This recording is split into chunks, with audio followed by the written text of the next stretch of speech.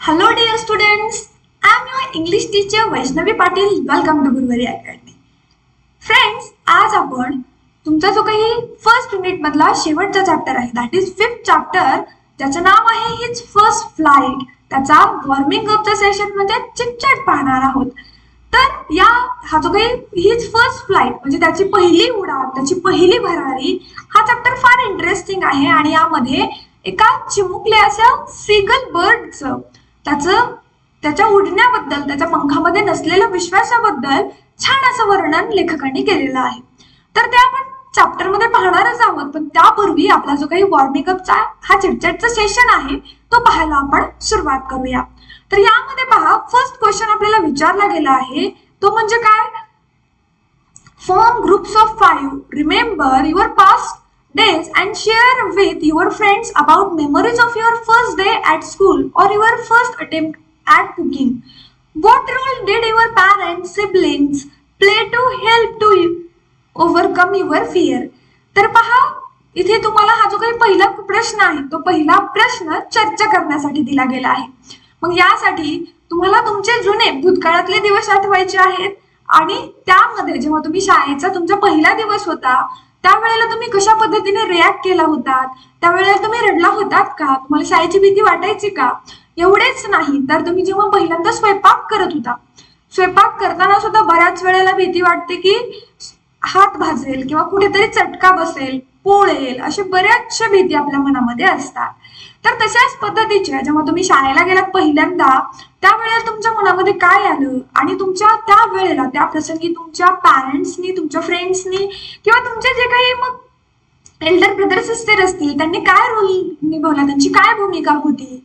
तर या सर्व गोष्टींची तुमच्या फ्रेंड्स समवेत चर्चा करा आणि खरंच चर्चा करा म्हणजे तुमच्या लहानपणीच्या आठवणींना उजाळा देखील मिळेल. तर हा प्रश्न पहिला डिस्कशनसाठी दिला गेला आहे, त्यामुळे आता तुमच्या लहानपणीच्या आठवणी, तुमच्या लहानपणीच्या मेमरीज तर मला माहित नाहीयेत, सो आपण त्या डिस्कस करू शकत नाहीत, पण मला आवडतील तुमच्या लहानपणीच्या मेमरीज ऐकायला. आपण त्यासाठी एका दिवशी आपण त्या मेमरीज आठवूया किंवा त्यासाठी वेगळा सेशन घेऊया. फ्रेंड्स, आता आपण पुढच्या प्रश्नाकडे वळूया. पुढचा प्रश्न आहे that is discuss and answer. हा प्रश्न सुद्धा आपल्याला चर्चा करून उत्तर द्यायचं आहे. तर यामध्ये पहिला प्रश्न पहा, were there any situation when you got afraid. अशी कोणती सिच्युएशन, घटना घडली आहे का जेव्हा तुम्ही घाबरला होता. तर बऱ्याच वेळेला आपण बऱ्याच गोष्टीसाठी घाबरतो. आपण घरामध्ये पाल असेल, झुरळ असेल, साप असेल, अशा छोट्या छोट्या गोष्टींना घाबरतो. काही जणांना उंचीची भीती असते, काही जणांना पाण्याची भीती असते, तशाच पद्धतीने काही जणांना आगीची म्हणजे जे काही ज्वाला असतात त्याची भीती असते.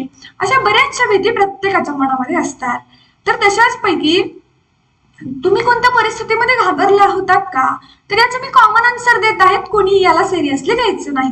Yes, when I see snake. मी जेव्हा साप पाहिला होता तेव्हा मला भीती वाटली होती, त्या प्रसंगामध्ये मी फार भेदरलेली होती. त्यानंतर next, how would you react if you had to travel alone. जर तुम्हाला एकट्याला प्रवास करायला मिळालं तर तुम्ही कशा पद्धतीने रिॲक्ट कराल, तुमचं काय रिॲक्शन असेल त्यावरती.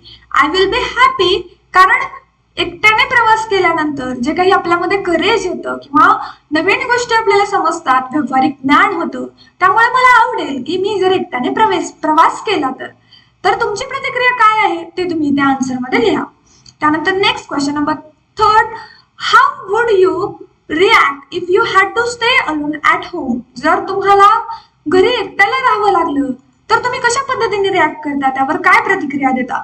तर बऱ्याच वेळेला असे काही प्रसंग असतात की आपले जे काही फॅमिली मेंबर्स आहेत ते काही कारणास्तव आपल्याला एकट्यालाच घरी सोडून जातात आणि मग घरी असल्यावर आपल्याला बऱ्याच वेळेला बऱ्याच गोष्टींची भीती वाटत असते, पण त्यामध्ये सुद्धा आपण पॉझिटिव्ह ॲटिट्यूड ठेवला तर काय होईल, तर आपण आपल्या स्वतःसाठी तो बेस्ट टाइम असेल, आपल्यामध्ये आपल्या स्वतःच्या माइंडला विचार करण्यासाठी टाइम मिळेल. त्यामुळे माझ्यासाठी तर तो बेस्ट टाइम असेल.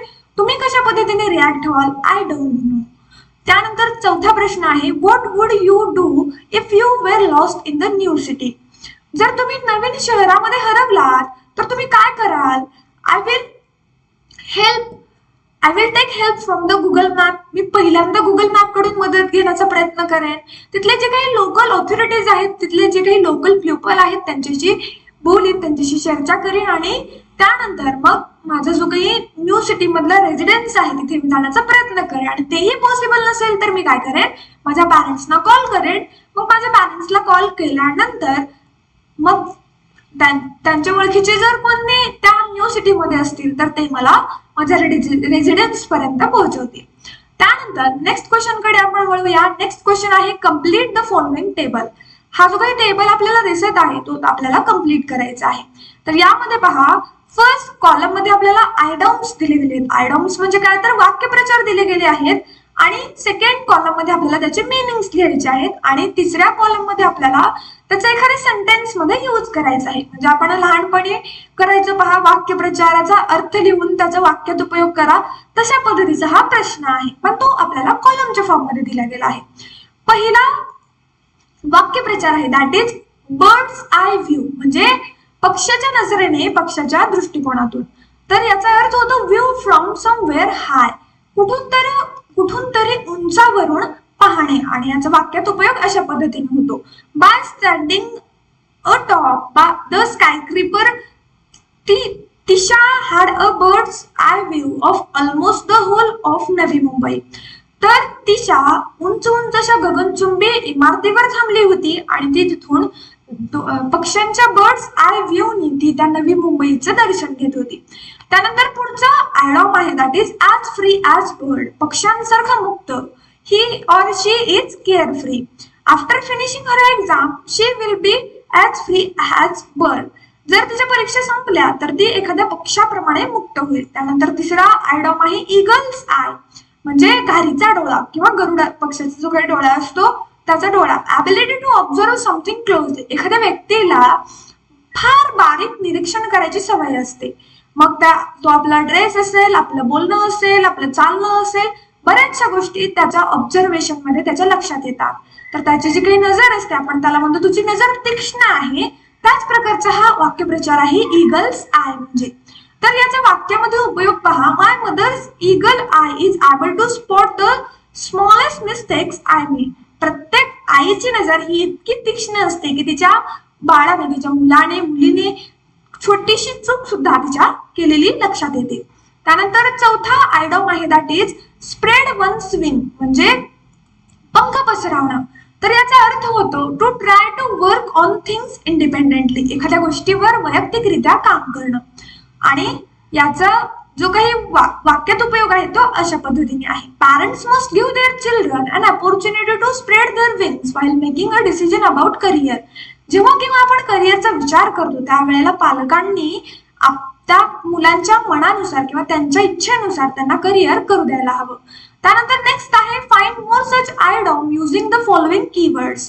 तर इथे आपल्याला काही कीवर्ड्स दिले गेले आहेत आणि ते कीवर्ड्स यूज करून आपल्याला इथे नवीन काय करायचे आहेत, नवीन आयडॉम्स शोधायचे आहेत. तर पहिला कीवर्ड आहे दॅट इज फ्लाय. तर फ्लायशी रिलेटेड वाक्यप्रचार आहेत. पहिला वाक्यप्रचार आहे दॅट इज फ्लाय अवे. त्यानंतर दुसरा फ्लाय इनटू अ रेड. तिसरा वुडंट हार्म अ फ्लाय. चौथा आहे fly into a face of danger आणि पाचवा स्पार्क्स ऑफ. त्यानंतर नेक्स्ट कीवर्ड आहे दॅट इज ॲनिमल्स. ॲनिमल्स म्हणजे काय तर प्राणी. तर त्यांच्याशी रिलेटेड आयडॉम्स कोणते कोणते आहेत. पहिला आयडॉम आहे to be a white elephant. त्यानंतर आहे टू होल्ड वन्स हॉर्सेस. तिसरा आहे let the cat out of the bag. चौथा आहे like fish out of water. पाचवा आहे ॲट अ स्नेल्स पेस. अशाच पद्धतीने आणखी एक कीवर्ड आपल्याला दिला गेला आहे आणि तो म्हणजे कलर. कलरच्या बाबतीमध्ये कोणते कोणते आयडॉम्स आहेत तर बरेचसे आयडॉम्स आपल्याला पाहायला मिळतात. त्यापैकी पहिला आयडॉम आहे pass with flying colour. One's true colour म्हणजे एखाद्याचं खरं रूप कळणं. बी ऑफ कलर म्हणजे आपण म्हणतो की सरड्याने त्याचा रंग सोडला, तशा पद्धतीने आपला खरा रंग दाखवणे. शो वन्स कलर एखाद्याचं रूप दाखवणे, खरे रंग दाखवणे. To be a horse of different colour वेगळ्या प्रजातीच्या वेगळ्या रंगाचा घोडा होणे म्हणजे वेगळं व्यक्तिमत्व दाखवणे. तर फ्रेंड्स इथे आपला आजचा जो काही लेक्चर आहे तो संपतो. यामध्ये आपण काय पाहिलं तर यामध्ये आपण हिज फर्स्ट फ्लाईट या चॅप्टरचा वॉर्मिंग अपचा म्हणजे चिट चॅटचा सेशन पाहिला आणि यामध्ये आपण बऱ्याचशा गोष्टी डिस्कस केल्या. आय होप त्या तुम्हाला समजल्या असावेत. हा सेशन आवडला असावा. जर तुम्हाला हा सेशन आवडला असेल तर तुमच्या या सेशन बद्दलच्या या लेक्चर बद्दलच्या ज्या काही प्रतिक्रिया असतील ती मला नक्की कॉमेंट करून कळवा. मी फार ईगर आहे तुमच्या प्रत्येक कॉमेंटसाठी. फ्रेंड्स, तर आपला आजचा जो काही लेक्चर आहे तो इथे संपतो. अशाच पद्धतीने या चॅप्टरचा वर्कशॉपचा त्याचा लँग्वेज स्टडी आहे, मार्जिन क्वेश्चन आहेत, असे बरेचसे व्हिडिओज पाहण्यासाठी किंवा तुमचा जो काही फर्स्ट युनिट आहे त्यामधला जर तुमचा एखादा चॅप्टर किंवा पोयम तुम्ही पाहिला नसेल, त्याचा व्हिडिओ पाहिला नसेल, तर तो पाहण्यासाठी तुम्हाला आमच्या चॅनलच्या प्लेलिस्ट मध्ये जावे लागेल. तिथे तुम्हाला 10th स्टँडर्ड इंग्लिश या फोल्डर मध्ये ते सर्व व्हिडिओज मिळतील, पाहायला विसरू नका. तशाच पद्धतीने जर तुम्हाला या पूर्ण युनिट बद्दल काही पर्सनली क्वेश्चन विचारायचे असतील तर त्यासाठी तुम्ही आमचे वेगवेगळे सोशल मीडिया अकाउंट जॉईन करू शकता. त्याच्या लिंक सुद्धा तुम्हाला या व्हिडिओच्या डिस्क्रिप्शन बॉक्समध्ये मिळतील. फ्रेंड्स, लवकरच भेटूया पुढच्या लेक्चरमध्ये. तोपर्यंत व्यवस्थितपणे अभ्यास करा. अभ्यासाकडे अभ्यास न म्हणता त्याला एन्जॉय करा. भेटूया पुढच्या लेक्चरमध्ये.